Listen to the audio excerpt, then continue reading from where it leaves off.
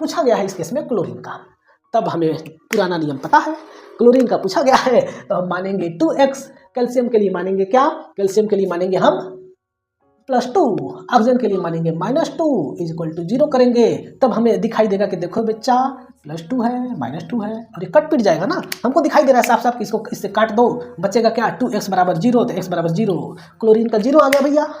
है कि नहीं। लेकिन ये आंसर गलत है भैया, ये पूरा गलत है, इसमें 2 क्लोरीन है, किसी का भी 0 नहीं आता है और दोनों का अलग अलग आता है इस क्वेश्चन का ये स्पेशल प्रॉपर्टीज है। देखिए कैसे, तो जब कुछ भी ना पता चले तो उसके तह में जाओ, किसी भी क्वेश्चन का आंसर ना मिले तो उसके बारे में सोचो, उसके अंदर घुसो, पता चल जाएगा कि इसका आंसर क्या आएगा, है कि नहीं। जैसे आप लोग क्राइम वाली मूवी देखते होंगे ना, जब कोई क्राइम होता है, जब उसका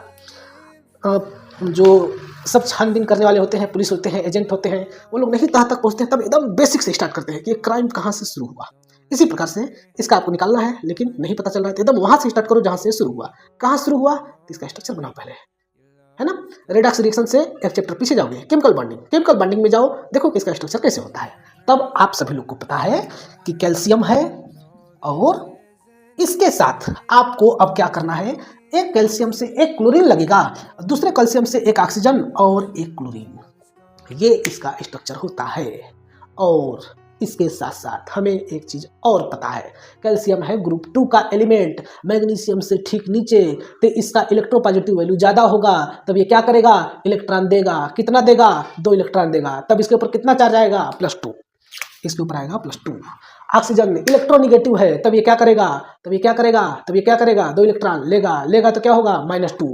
इसके ऊपर आ गया -2, ठीक है। जब इसके ऊपर -2 आ गया, तब आप ध्यान से देखिए इसको, अगर इसको आप ध्यान से देखेंगे तो जब इसके ऊपर +2 आ गया, तब एक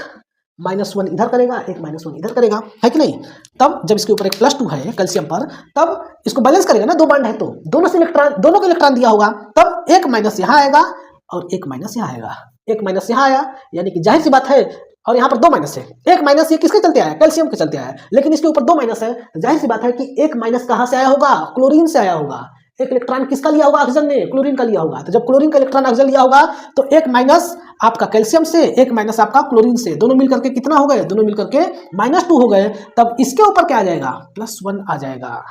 आया समझ में ना, इसके ऊपर जो ऑक्सीडेशन नंबर आएगा वह +1 आ जाएगा, ये -1 ये +1, समझ में आया। ये बहुत ही खास, बहुत ही ज्यादा इंपॉर्टेंट है, अच्छे अच्छे बच्चे नहीं कर पाते हैं ये। देखो मैं इसमें, हालांकि ये दोनों चौथा पांचवा छोड़ करके सब इंपॉर्टेंट है ना, इसके बारे में कुछ नहीं इंपॉर्टेंट है, ये कहना हमारे लिए गलती है, पाप है, नहीं कहना चाहिए, ठीक है। तब +1 -1 इन दोनों का ऑक्सीडेशन नंबर होता है, समझ में आया बच्चे लोग, इसको याद रखना, कभी भी भूलने का प्रयास नहीं करना, कभी भी नहीं भूलना।